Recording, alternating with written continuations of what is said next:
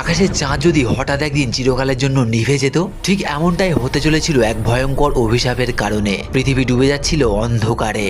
কাহিনীটা চন্দ্রদেবের। বিয়ে তো তিনি করেছিলেন দক্ষের 27 জন নক্ষত্র কন্যাকে, কিন্তু মন মজেছিল শুধুই সুন্দরী রোহিণীর প্রেমে। বাকি স্ত্রীদের কান্না দেখে পিতা দক্ষ রেগে গিয়ে দিলেন অভিশাপ, তোমার সব তেজ নষ্ট হয়ে যাক, তুমি ক্ষয় হয়ে যাও। ব্যাস, চাঁদের আলো কমতে শুরু করলো আর পৃথিবীতে শুরু হলো হাহাকার। মৃত্যু ভয়ে চন্দ্রদেব গুজরাটের সমুদ্র তটে বসে মহাদেবের কঠিন তপস্যা শুরু করলেন। মহাদেব এলেন, প্রাণ বাঁচালেন, কিন্তু একটা শর্ত রেখে দিলেন। তিনি বললেন, অভিশাপ তো পুরো মুছবে না, তাই 15 দিন তুমি কমবে আর 15 দিন বাড়বে। শিব চাঁদকে নিজের মাথায় স্থান দিলেন, হলেন চন্দ্রশেখর। যেখানে চন্দ্রদেব প্রাণ ফিরে পেলেন সেটাই আজকের সোমনাথ মন্দির, ভারতের প্রথম জ্যোতির্লিঙ্গ। কিন্তু আসল রহস্য এখানকার বান স্তম্ভ। প্রাচীন ভারতের ইঞ্জিনিয়ারিং দেখুন, এই স্তম্ভের গায়ে লেখা আছে এখান থেকে সোজা দক্ষিণ মেরু পর্যন্ত সমুদ্রপথে আর কোনো মাটি বা ভূখণ্ড নেই। ভাবা যায়? সনাতন ধর্মের এই বিজ্ঞান আর ইতিহাস যদি আপনার গায়েও কাঁটা দিয়ে থাকে, তবে কমেন্টে গর্বের সাথে লিখুন হর হর মহাদেব।